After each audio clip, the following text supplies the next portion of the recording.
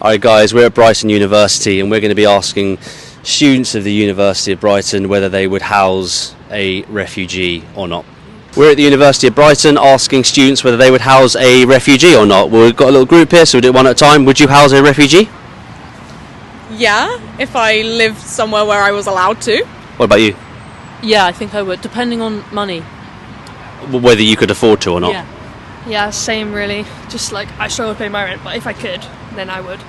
Okay, so are you guys all saying that you would, but you can't currently? Yeah. Basically, yeah. Okay. So in terms of illegals, so in terms of the legal side of it, they are illegal if they are not through asylum or through refugee asylum, etc. We would house those people as well. You know about small boats arriving on our shores. Would we house them as well, or is that a separate topic to refugee or asylum? That's definitely separate. It is separate, isn't it? I mean, I wouldn't personally do it if it counts as breaking the law if they're in my house, but I don't know actually. It's a bit of a sticky situation. So, for example, at the moment, I don't mind telling you that I'm from Berkshire, so I know about hotels that are, I'm sure you guys know about this, that the hotels are closed to the public for 6 to 9 to 12 months. They're all subsidised, all paid for 3 square meals a day. They've arrived illegally, they are illegal, and we're paying for those people to be here. So it's not a sticky subject, it's more of an opinion. You'd house a refugee if you could, you say, but would you house someone who was illegal? Because some people have said to me that there is no such thing as an illegal. We're an island, remember, it's not the same as continental Europe. Would you house an illegal? I'm not sure. I feel like I would, because they're all coming from the same situation. They're all like coming from wars and everything, like they're not in the same. Yeah, I feel like I would. I just like have to. It's not like regulated the same, so I guess I'd want to make sure it's like a safe situation for me as well. Like, okay, so that's so they're two different refugees and illegals is not the same thing. We can all agree on that, as you've said. But you would house, but you can't. Is that correct at the moment? Yeah.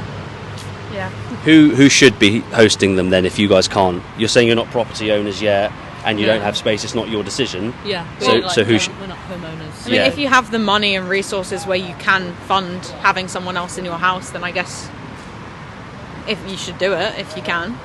But yeah, no, I think if you like have the money, the resources, depends if like the government are willing to help you.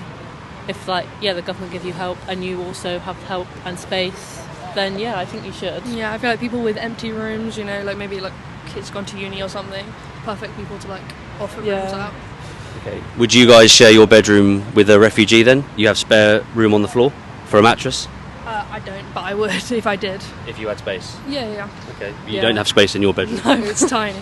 No, I think people forget like the UK is a very privileged country. Obviously, maybe not right now with the strikes and everything, but we're very privileged. I don't think we realise how lucky we have it compared to some other countries. So like, obviously, maybe like we think, oh no, that's the worst thing that could possibly happen, but you probably got to think like where they've come from, that all they want is a warm bed and a warm room to sleep. Just the basics. Yeah, the basics, that's all they want. And so you mentioned earlier on about the government paying for it. When you say the government paying for it, do you mean the taxpayer?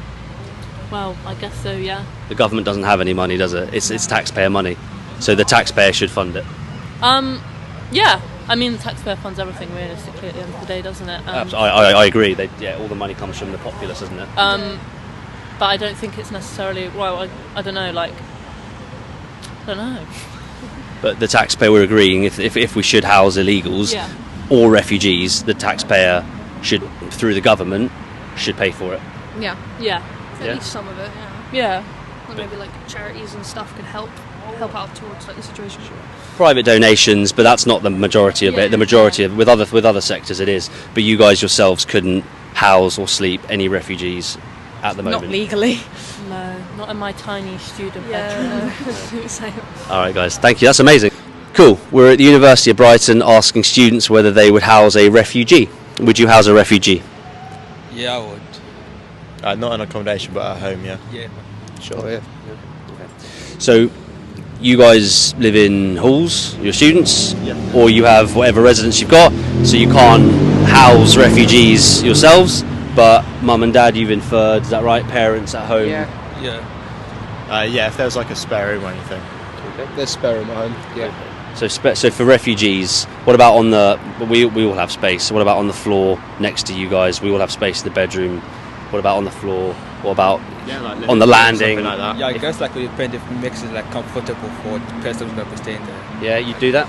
Yeah, the main worry is just like money, I guess, isn't it, for buying food for multiple. Yeah, I mean, if there's no other choice, I guess. Okay, all right. So you guys would house refugees, or your parents would, or your families would, etc. Okay. And what about illegals? Because refugees is different to illegals, and we're an island. So anyone rocking up illegally against someone who's queuing in the asylum system would be considered to be something different. But a lot of people see them as the same thing, and they're all people arriving here from whatever situation. So what about illegals? Would you house an illegal? I guess I would depend on the circumstance. Say again? I guess I would depend on the circumstance. On the circumstances. Yeah, Yeah, well, I'd talk to them, see like what's going on. If I knew them, then definitely yeah. Yeah, but, like if you the situation, case then to maybe case, you really, can isn't it? decide. just depends on their situation, doesn't it? Where they came from, why. So you'd have to know them. No, not know them, just know knowing them would help, but see if they're a nice, good person, So what I find is that no one point blank says no to that. They say what you guys are saying, which is that yes, I would, and then there's a but there's no point blank. You wouldn't just say no. So for example, I feel like the word illegal just adds a bit more of just like scarcity, Puts you at risk, doesn't it? Yeah. No, I don't think anyone would really find out, but I think the word just illegal makes it a bit more scary. So we have, there's only a certain amount of people that a country can host, right? And Britain's got its own problems like every other country. So there's always going to be a system with regards to how to get in, unless you were advocating complete open borders of anyone from anywhere, which I don't think you're not doing. Are you a fan of open borders? The idea of no control whatsoever? You can come in from anywhere. I don't. I'm fine with that. I don't know if it would be bad or good, to be honest. Sure. Probably the same answer. I don't think it'd be a good thing, but again, Why wouldn't it be a good thing? I don't really know. I just feel like there'd be. I can't really answer that, to be honest. But there would just be a lot of people coming over because there is a lot of places in the world where people need to get away from. And we don't know who they are, what their background is, criminal records, vetting, like standard issue vetting, right? Yeah. Sure. Just like we would be vetted if we want to go to Australia or America or wherever. That's not a bad thing, is it? It's like a job interview. Yeah. Same stuff. So, yeah, so you would house a refugee, and if you knew them and under the circumstances, you'd house an illegal? Yeah. Same? Yes. Same? Yeah. But you guys can't do it at the moment. No. So who should be housing? You know about the hotels that are now shut off to the public, where illegals are now being housed. That's in Eastbourne. There's one. There's several in Brighton across the counties, etc., where the hotel is shut off to the general public, and it's just only illegals that are allowed in there. At 3 square meals a day, all provided for, no assimilation into the culture whatsoever. So the taxpayer's paying for that. That makes sense, guys. So when you say you would house a refugee or you would house an illegal, but you can't right now, who should house them? Should the government? Yeah, I'd say that makes more sense. The government? It's more organised as well. Yeah, of course, it's centralised, more organised. And where does the government get their money from? Taxpayer, right? Yeah, taxpayers. So we're paying for it. Nice. We're paying for it. Right, then. Yeah, I guess that makes sense. Yeah. Are we okay with that? Yeah, I'm probably Yeah. that. Yep. All right, we're at the University of Brighton asking students whether they would house a refugee. Would you house a refugee? Yes. Yeah? Definitely. So, housing a refugee isn't the same as, say, dealing with someone who was here illegally. That's what most people seem to agree on. Would you agree? Or No, is it's it definitely a different status they have. different status? Okay. So you'd house a refugee. Do you have the space to do that, or would it be reliant on something else? I mean, there's definitely space in my flat. Of course, I have to confirm my other flatmates if they're on board because it's a shared space. But I'll definitely be up for it. Sure. Okay, good. But with regards to housing an illegal, that wouldn't be something that you would be so keen on? Lots of people are saying that illegal and refugee is the same thing. The point is that they're coming from a situation that was so bad, and they're actually the same thing. But I'm not sure they are the same thing. So that's what we're specifically interested in: is would you house an illegal, for example? I mean, I wouldn't exactly be sure how I can determine whether they have the refugee status or not. So I guess making a presumption in either way. But do you think they'll actually admit that they don't actually have a status right here and then ask me to house them knowing that they don't have the right to stay? I mean, in that case, I might get them the help they need. Because even if at the moment they don't have refugee status, if they have the probable reasons and everything, they can definitely get one.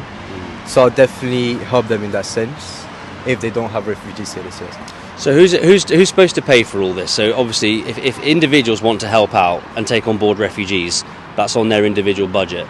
But in terms of illegals coming here who are saying, look, I'm a refugee, I qualify for refugee status, I come, but it's the same argument. It's saying I'm fleeing something to have a better life. Should the British public pay for that? When we talk about government money, that's taxpayer money. So should we pay for that? As long as they do not have the proper status, refugee status, I'd say that we shouldn't. But we should definitely consider whether they deserve to get a status or not. Like, that should definitely be considered, not just extradited. Of course. So we have an asylum system, like all countries. We have a visa system, as you know. We have an asylum system. So we have those systems in place. But we get a lot of people coming from worse off situations. So whether we use the word refugee or actually no refugee papers, just illegal, at what point do we say, actually, this is about British people funding that, and actually we have our own problems as well? Is that a dynamic, do you think? I mean, it's more about helping people in need, I think. If they don't have the financial possibility to sustain themselves and they can't go back to where they came from due to obvious reasons, then it's definitely more of a humane duty to fulfill, to help them out as much as we can. I mean, I don't know to what extent exactly, but at least give them the strict necessities to survive. Sure. But you would house a refugee? Yeah. And you'd consider, if you could understand there was an opportunity to help out somebody who was illegal, but it was legal for you to help them out, they're here, we do it, you would consider that as well? Yes. But you don't currently? Because some people do, from Ukraine, for example, wherever. To be fair, where I come from, back in Romania, there's quite a few Ukrainian refugees staying there as well. I don't really have any property or anything that I can use to help to house them, but I guess if I did, hypothetically speaking, I would. Sure, understood. Nice and honest. So we're at Brighton University asking students whether they would house a refugee or not. Would you house a refugee? Yes, I would. Good. Want to know why? Yeah, sure, why not? I'm Ukrainian. Hey, take the mic. I'm Ukrainian, and I totally understand what it's like to be a refugee. That's sure. why. What part of Ukraine are you and your family from? Odessa, south part of Ukraine. So we can all say that housing refugees is a good thing. Yes, I would say that. Okay, and that makes sense, right? That makes sense. Women, children? Women, children. Men? Men, if they can leave the country, sure. If they can leave? If they can leave, yes. Should they why be not? fighting? Should they be fighting at home in the war? Not Ukraine. There's anywhere. No should. It depends on the circumstances. But women and children first. Women and children first. Definitely. Understood. Okay, understood. What about illegals? How long have you been in the UK for? 4 months, 6 4 months, months. 5 months. Sure. Okay. So do you know about obviously the fact that we're an island? You know that we have a lot of illegal traffic that comes from the Middle East and from Asia as well. Yes. So we're not talking about refugees. We're talking about illegals. Should the British taxpayer fund that? Depends on their situation. The illegal situation. The illegal situation. Yeah. In terms why? of Like why they are. Why they are. Yeah. What is happening in their country? Okay. All this. Again, if it was all males of fighting age and no women and children, would that change our public, our populace? That would change. It would change the opinion? Definitely. If it was all women and children, that would change our opinion another way? Yes, totally. Okay. Should the British taxpayer fund the housing and facilitation of people that arrive here illegally? Should it be on the British public? It depends on the situation. I think there should be a categorization of those things. So whether they're from war-torn, Yes. whether it's women and children. What is their background and everything, yes. And also the state of Britain as well. Like if Ukraine decided to take a load of refugees or illegals from wherever else, you'd have to look at the state of the country as well. Would you agree with that? Would you agree that we have to look first I would agree with that, because first citizen of the country and then whoever else. Good. Spot on. Honest. Wow, that's amazing. What's your name, by the way? Thank you. I'm Xenia. Xenia. Like I said, my name's Nick. It's nice to meet you. So what I never hear is we need to look after our land, our people. This doesn't come up, and we ask this question an awful lot, and it doesn't make any sense to me. It's this byproduct of liberalism. apart from everything else on the list, is this constant need to virtue signal, which is a byproduct of what happens, whether it's white guilt or just guilt, or whether it's just brainwashing from whichever stimuli, mum and dad, media, social media out of hand, not being strict enough with social media and smartphones with children. So all we can really deduce is that it's this narcissistic, this liberal narcissistic personality disorder, what we know as virtue signalling, but we call it virtue signalling because it's trendy and it's catchy and virtue signalling, but it's narcissistic personality disorder. So we get all the opinions and all the comments, yes, I'd house a refugee, yes, I'd house an illegal, but it's absolute nonsense. And within that, if it could get any worse, you've also got people not talking about patriotism, not talking about assimilation, not talking about cultural issues, not talking about core values, again that comes under assimilation, but just basic stuff that I would expect for a populace that was so hell-bent on virtue signalling to say or to counterbalance. It simply doesn't happen. And we've asked this question many times now. If you're an economic migrant and you're looking for a better life, you can come under the guise of being a refugee or an illegal, rocking up as definition of an island on our shores in a small boat. Meanwhile, we have all these problems as well, and no one has the gumption to say, in this liberal mentality, no one has the gumption to say, actually, there should be a queuing system, a visa system, an asylum, an application system. You're then vetted. It's common sense. And you just don't hear that ever. Instead, it's like, yeah, I do this, I do that. I can't do it myself, but I do it. It's liberal. It's narcissistic personality disorder based on liberalism. That's all one can deduce, and it's absolutely everywhere. And what's that born out of? Fear. Fear of being cancelled, fear of not seeming inclusive, not seeming diverse enough, not being pro-equality enough. It's utter nonsense. It's not real. It's just fear. Fear is now what governs these young men and women. We should be seeing patriots, and we should be seeing common sense, and not necessarily conservative values, because I understand that there's differences of opinions, just because that's my particular ideology. But we don't. We see it's narcissistic personality disorder. It's talk and feelings, but when it comes to it, there's nothing backing it up. There's no backbone or spine whatsoever. It's just pure, I want to be seen to be doing the right thing. I don't want to get into trouble. Well, what kind of society is that building? And again, is it parents, social media, media? You can point fingers all day long. At some point, you've got to draw the line and say, we're going to need a leader to come into politics to say and stand up and say, sorry, but this is over. This isn't happening anymore. It's crazy. It's more depressing than crazy and angry. It's more depressing. We never hear that when we talk about the refugee topic. Never comes up. Assimilation, core values. How does this actually work practically? It's just no. Liberal narcissistic personality disorder, virtue signalling. Crazy.